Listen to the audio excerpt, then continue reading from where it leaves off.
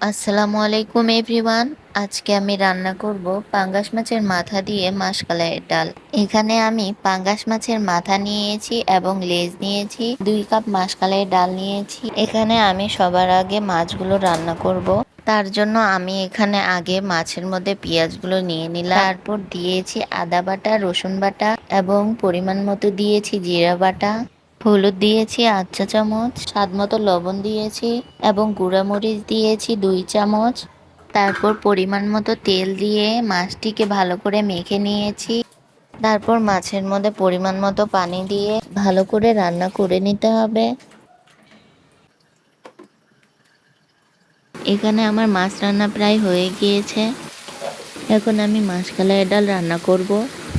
এখানে আমি একটি কড়াই বসিয়ে নিয়েছি, সেখানে পরিমাণ মতো তেল দিয়ে দিলাম এবং 2টা তেজপাতা দিয়েছি এবং পরিমাণ মতো পেঁয়াজ দিয়েছি এবং পেঁয়াজগুলো আমি ভালো করে ভেজে নেব। পেঁয়াজ ভাজা হয়ে গেলে আমি সেখানে আদা বাটা, রসুন বাটা দিয়ে দেব। তারপর দিয়ে দিব জিরা বাটা,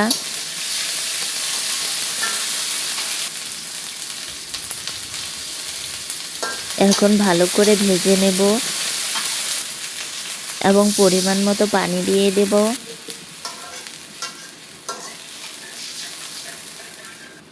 তারপর আমি দিয়ে দেব হলুদের গুঁড়া আধা চামচ এবং মরিচের গুঁড়া 2 চামচ।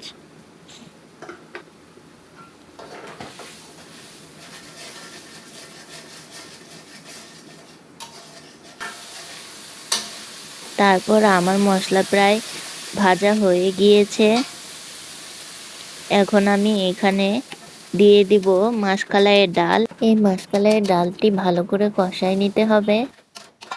মাশকালাইয়ের ডালটি প্রায় হয়ে গিয়েছে। এখন আমি যে প্রথমে মাছটি রান্না করেছিলাম সেই মাছটি দিয়ে ভালো করে মাশকালাইয়ের ডালটি রান্না করে নেব। আমি এভাবে করেই বাসায় মাশকালাইয়ের ডাল রান্না করি, খুবই মজা হয় খেতে এভাবে রান্না করলে। মাশকালাইয়ের ডালের সাথে মাছগুলো ভালো করে নাড়াচাড়া করে নিতে হবে। তারপর পরিমাণ মতো পানি দিয়ে দিব এবং ভালো করে নাড়াচাড়া করে নেব। তারপর রান্না হওয়ার জন্য আমি ঢাকনা দিয়ে কিছুক্ষণ রেখে দেব।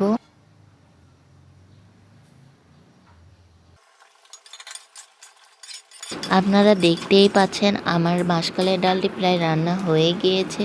এখন আমি ডালটি বাগার দিয়ে দেব।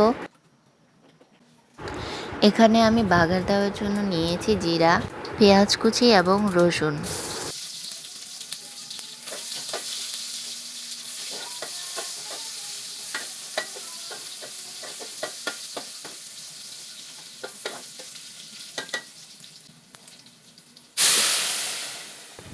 এখানে আমার ডালটি বাগার দেওয়া হয়ে গিয়েছে। এখন আমি ডালটি একটি বাটিতে সার্ভ করে নেব। আপনারা দেখতেই পাচ্ছেন ডালটি দেখতে খুবই অসাধারণ হয়েছে। যেমন দেখতে অসাধারণ হয়েছে তেমন খেতেও খুবই সুস্বাদু হয়েছে। আশা করি আপনারা আমার এই রেসিপিটি বাসায় ট্রাই করবেন।